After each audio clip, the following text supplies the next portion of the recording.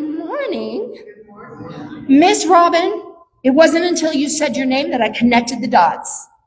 I see you now. I am so sorry. Is everyone awake and focused? No, see, jar yourself. Wasn't awake yet. Are you ready to get into our new, joyful, inspiring, not even remotely heavy new sermon series?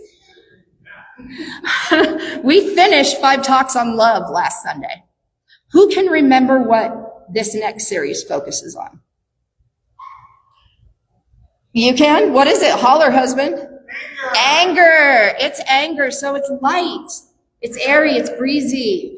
And before I get into the meat of the matter, I wanted to share something cute with you. When I posted my title for this week, everyone looked at me really quizzically. And it was something that I had run into quite a lot in those 3-minute videos that I have the attention span to consume.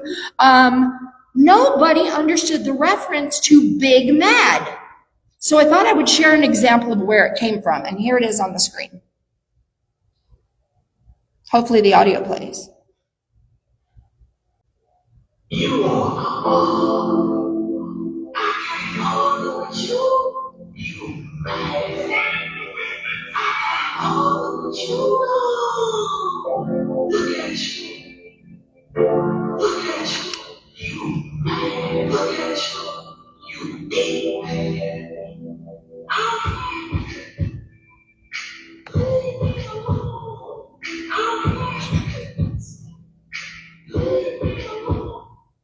You see? I'm happy. Leave me alone. I can't argue with you. Did you notice his mug said wake up on it? And he's gesturing with it. It mattered. Wake up to happiness. Wake up to knowing that you have a choice to respond in every situation. Wake up to knowing that indulging anger and allowing it to take center stage and make all of the noise that ego wants it to, it isn't going to help you or anybody else.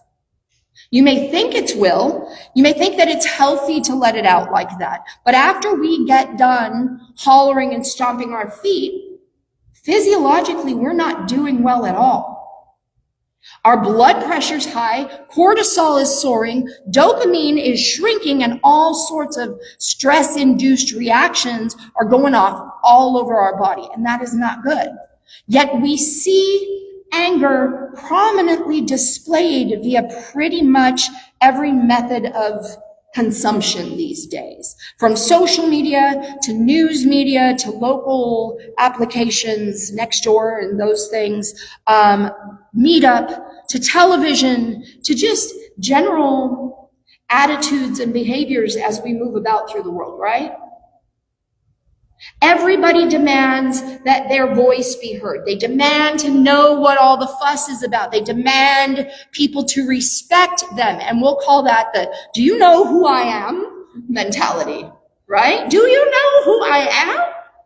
More than that, though, it seems like the angry voices seek converts.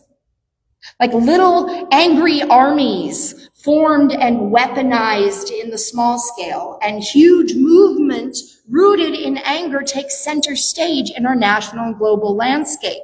We may think of ourselves as largely peaceful people. Who here thinks that they have an anger problem, a bad temper? Anybody? Yeah, we got a few. We got a few folks. Very cool. I'm glad that hands went up. That is a huge step. Because very few of us comfortably identify with being reactive in situations which could inspire anger. Yet if that "I'm not angry" mentality applied to everyone, would we have all the juicy media at our fingertips to keep us entertained by others' outbursts and outcries and outwits and outcasts? No.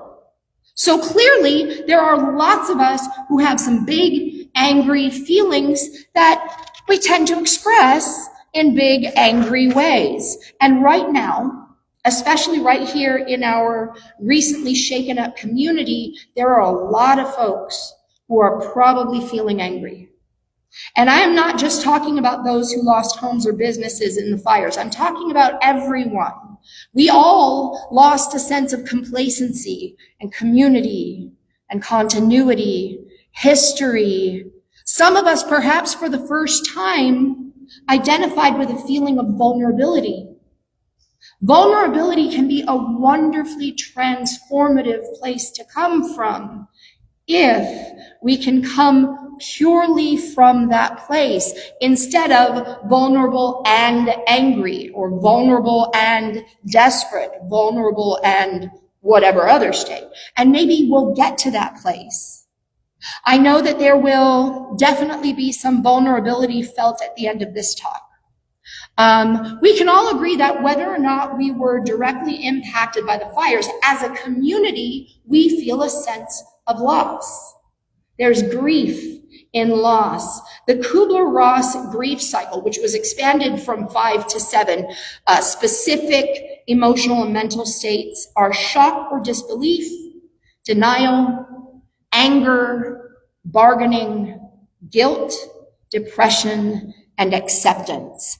And I think as a community, we're all coming from a bare minimum of one of those places at any given moment, right? The one that I am hearing from the limited media I listen to lately is, again, predominantly anger. Everybody wants something or someone to blame. And while I understand that it's a very human perspective to want the how and the why answered, what I am seeing is far bigger than seeking answers.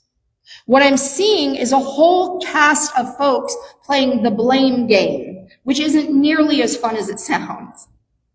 When you play the blame game during times when anger is inspired, it can lead to something which doesn't have such a catchy, rhymey little nickname to downplay its reality, because the blame game often leads to people seeking retribution.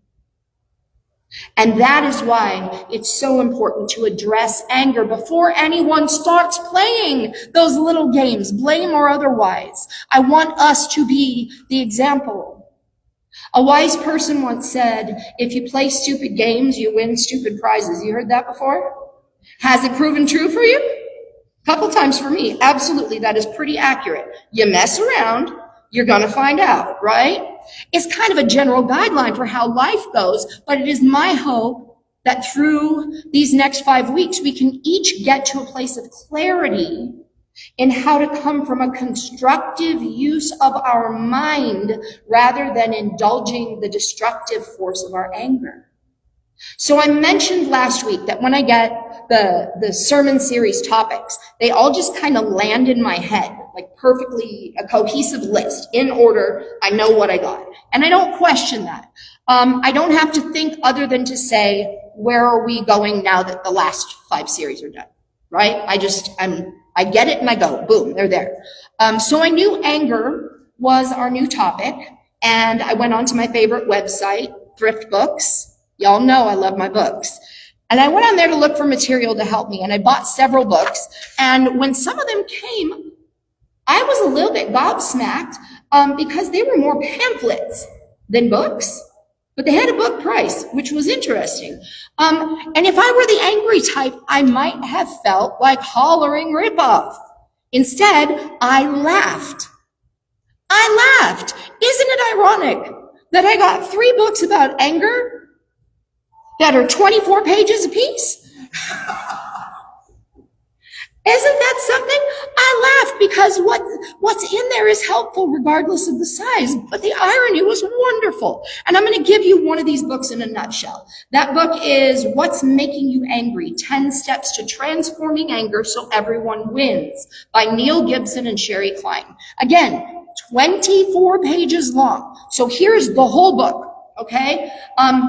Before I begin, I need to tell you that in this model, you don't get to actually voice anything until you get to step 10. Okay, this is all about finding your footing and your perspective. You don't act on or say anything to your counterpart in whatever situation until you've done a series of 9 mental gymnastics exercises. So, step 1. Anger is like a light on your personal dashboard. It is a signal that something is not right. It is a wake-up call to help you understand what you need. So use that initial impulse toward anger to identify what's behind it. Cool, right? That makes sense to me. So step 2, look clearly, that being the operative, look clearly at what happened. Take a clear look at what you are reacting to. Clearly observe the situation. This is a quote. This was said 3 times. Clearly observe the situation. Figure out what is pressing your button and why. It can be hard to find clarity, so be patient in letting it come. 3, and this is a doozy. This is a rough one for some folks. Take responsibility. Anger is a signal that you have been distracted by judgmental or punitive thinking.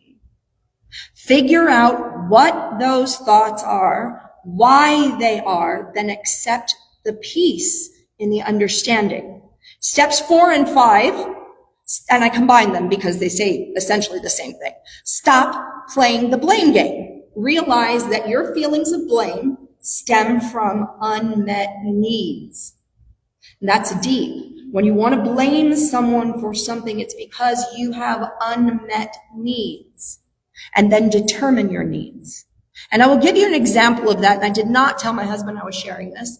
But I've told you that my husband, Mike, and our youngest son, Luke, they are the 2 most stubborn people that I have ever known. Incredibly stubborn. And they each double down on the other.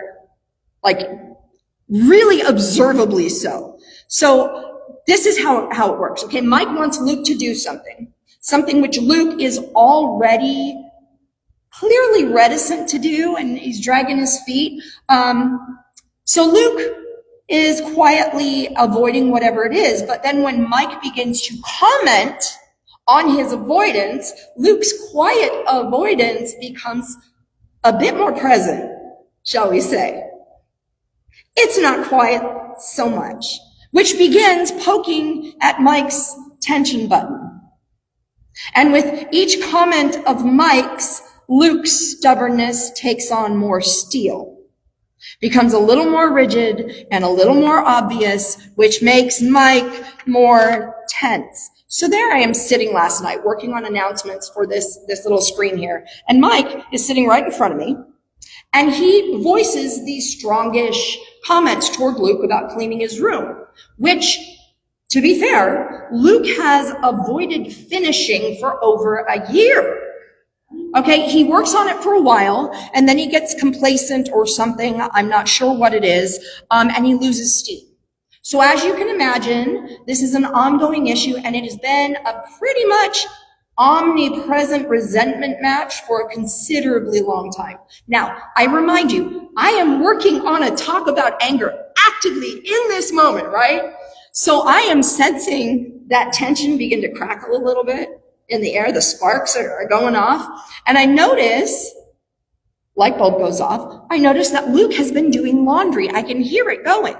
And in my admittedly unfocused mind, because I'm really focusing on what I'm doing, right? My brain thought, if I point that out, Luke will hear that something he's willing to do is part of cleaning his room, right?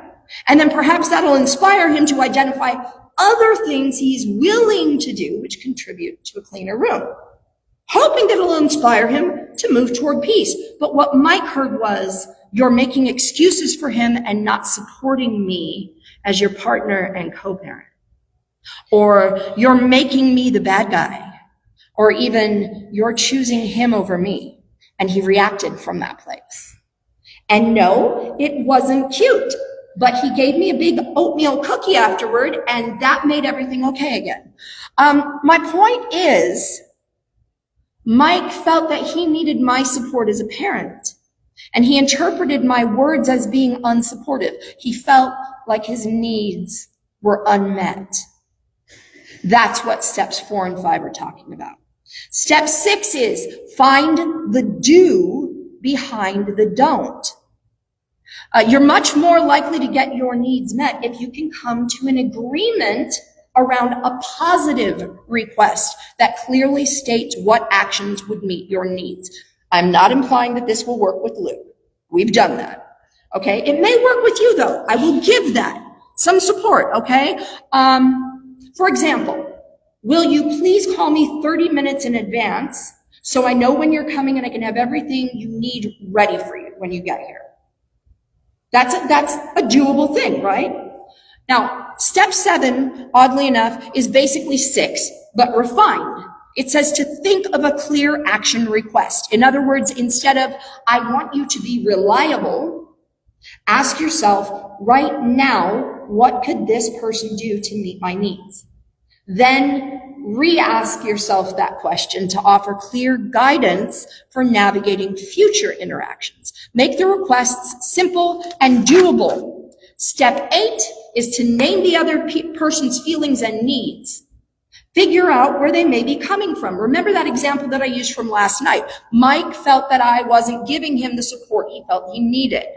I identified that and I responded by explaining what my actual intention was. Once he understood, he calmed down. Step 9 is to decide whose need you need to talk about first. Do you need to express yourself and be understood first, or is it better to extend understanding to the other person first? Who's in greater distress? And step 10, talk about it. Yes, you finally get to open your mouth now that you've sorted everything out and the yelling isn't quite as insistent, right? It does, however, tell you not to say anything from your thoughts during step 3. That's the blameful thinking step that fueled the anger in the first place. Simple steps, right? That was the whole book. Now, tell me, can you remember those steps? Because I had the book sitting right there next to me while I was writing. I looked at each and every one of those 24 pages to ensure that I was getting it right. And by the time I got to this point, I couldn't remember the other steps. I could remember parts of them, sure. Don't blame, right? Identify what needs weren't met.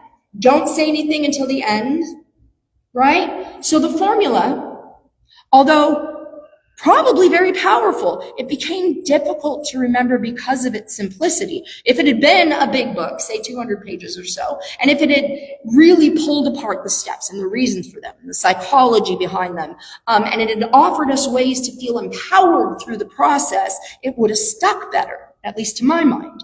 But what if I told you that there is something even more simple, which you can get immediately and start using it toward your transformation into a person of peace? I really liked that when I wrote it down. Person of peace. P-O-P. We can all be pop stars. Isn't that cool? You know, I have a button maker in the bookstore, so if anybody is on board with helping me design and make those puppies, see me after the service, because it's just sitting there waiting. But the fun aside, I really do. I do have something truly and immediately transformative if you use it consistently.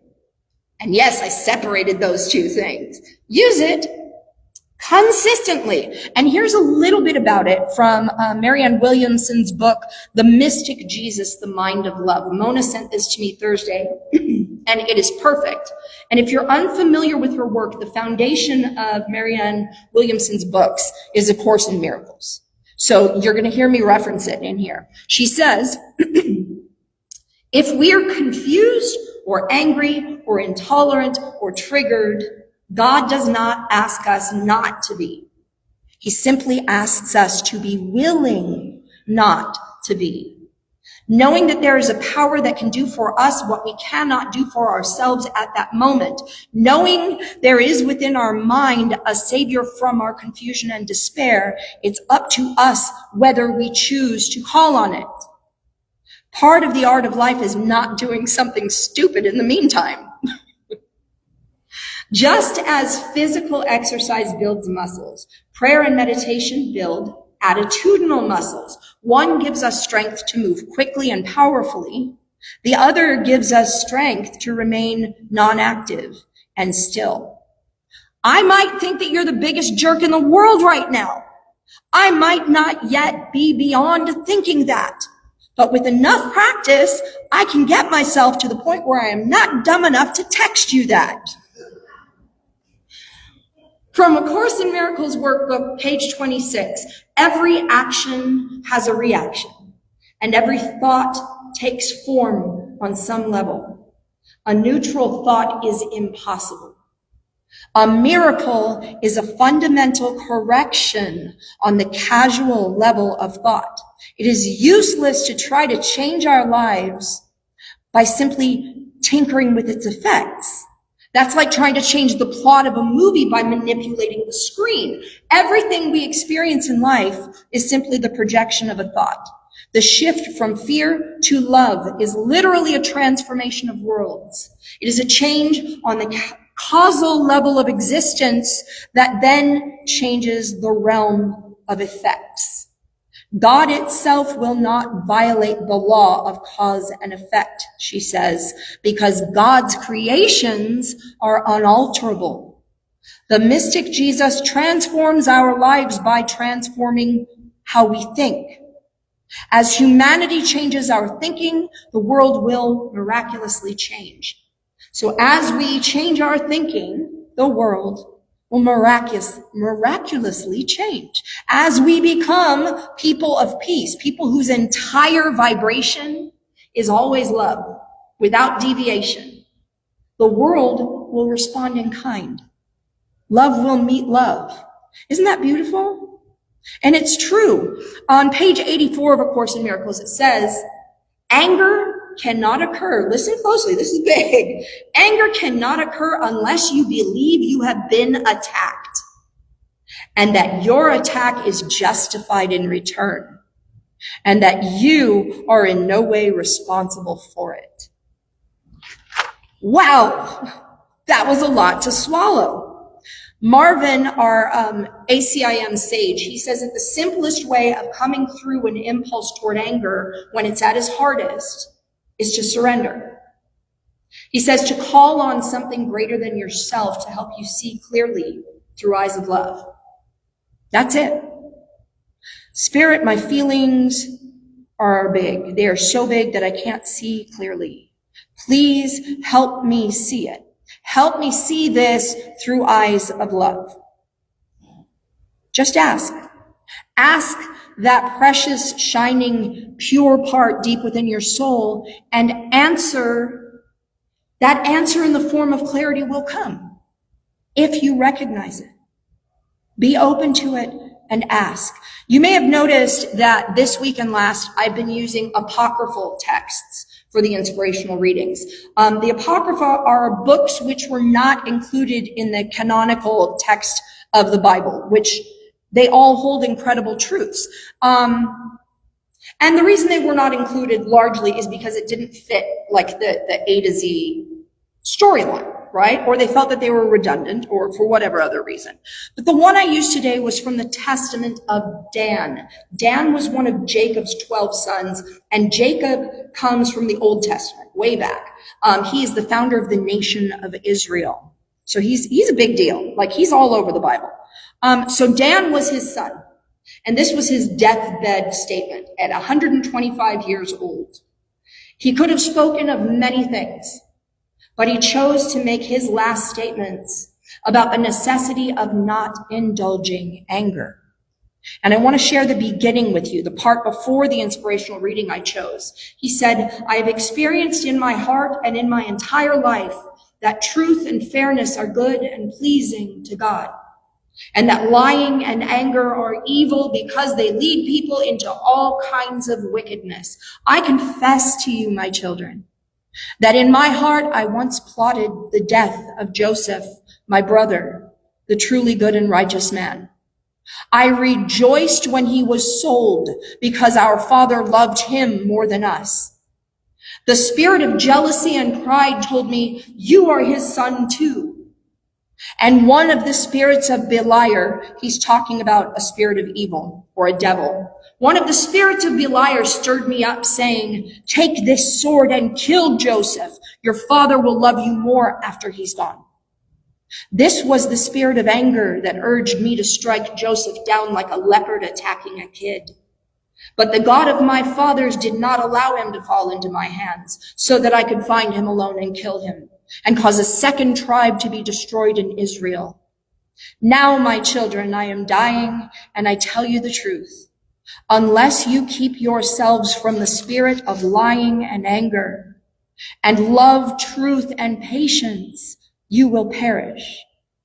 So Dan was coming from a place of experience, right? And his admission was a tremendous one. He plotted the death of his own brother. But the message of love and patience and peace that he learned through his experience was so incredibly important to him that he revealed his darkest secret to his children. He went on, for anger is blindness and does not allow one to see the truth about any person, even if he is a father or a mother. Anger makes you act like they are enemies. Even if it is a brother, you won't recognize him. Even if it's a prophet of the Lord, you will disobey him.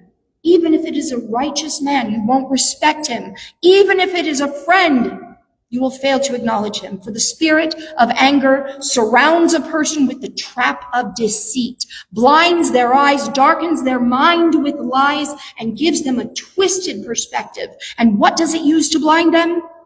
A heart filled with hatred, causing them to envy their brother.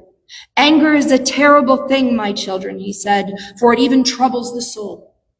It takes control of the body of an angry person and dominates their soul, giving the body strength to do all kinds of evil. And when the body does these evil things, the soul justifies them because it cannot see the truth.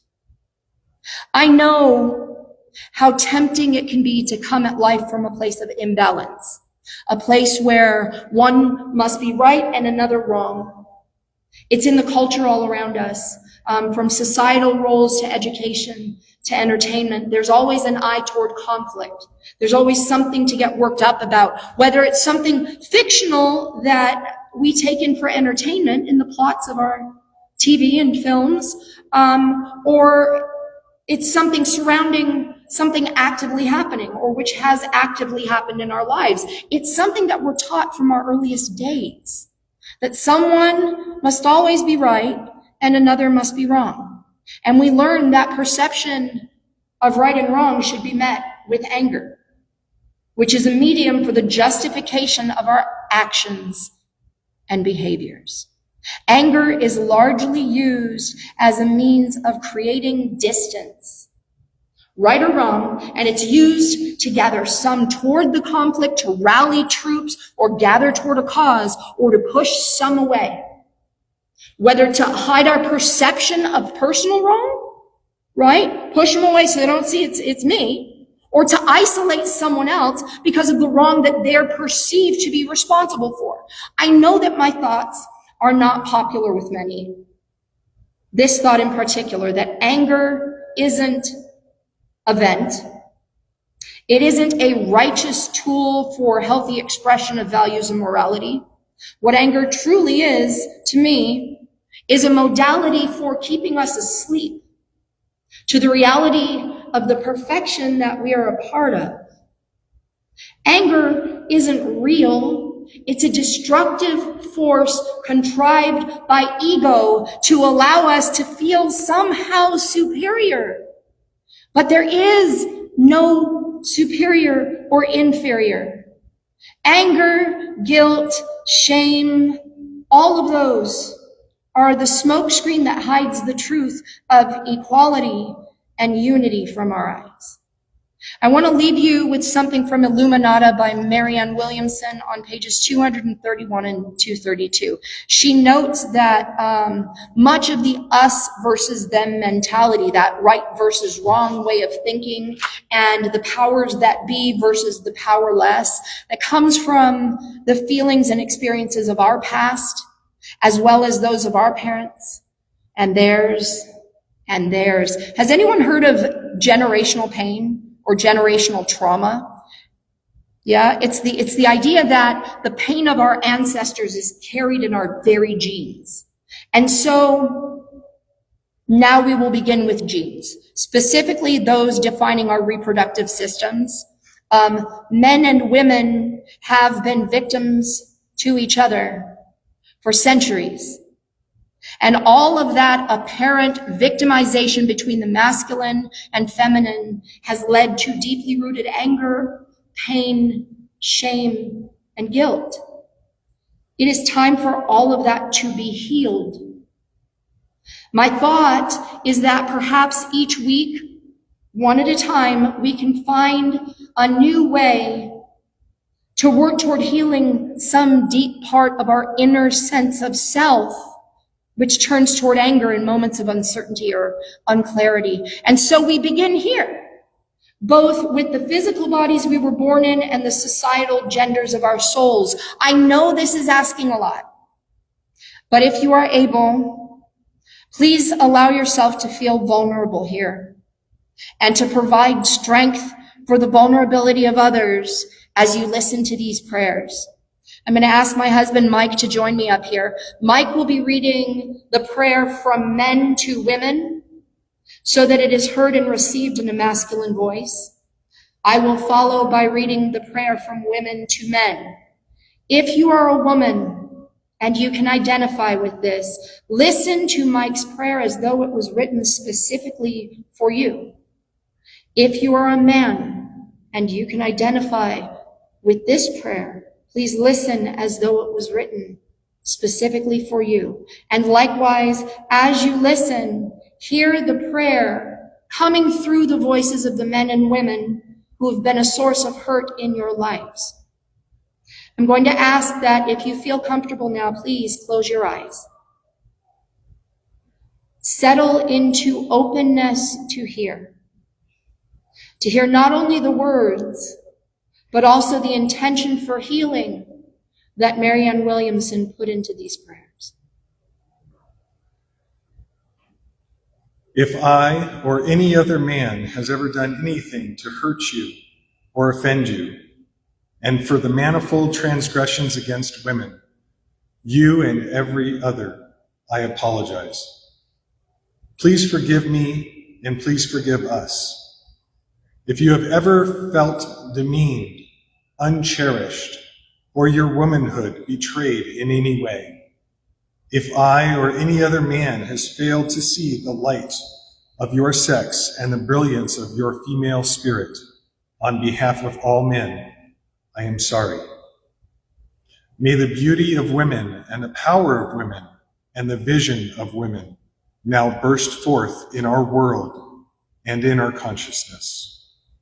May the mind of man be healed. May the heart of woman repaired. I commit to you and to God that I am and shall be a man who sees your value. I see your light. God bless you and your sisters, or mothers, and our daughters. I shall teach my sons to honor you. May we never go back. Amen. If I or any member of my sex has ever done anything to hurt you or offend you or any man, please forgive me and forgive us. If your life as a man has been stunted or thwarted by any woman, I now stand in her stead and apologize for me, for her, for all womankind. May God give us a healed vision of what it means to be a man. May men receive this healing. May women receive this healing. May we see your strength. May we not emasculate. May we honor your power and respect your mind. I shall teach my daughters well. May your past be healed, your future made new and strong. May you reach your fullest joy. Go with my love and the love of all women forever. Amen.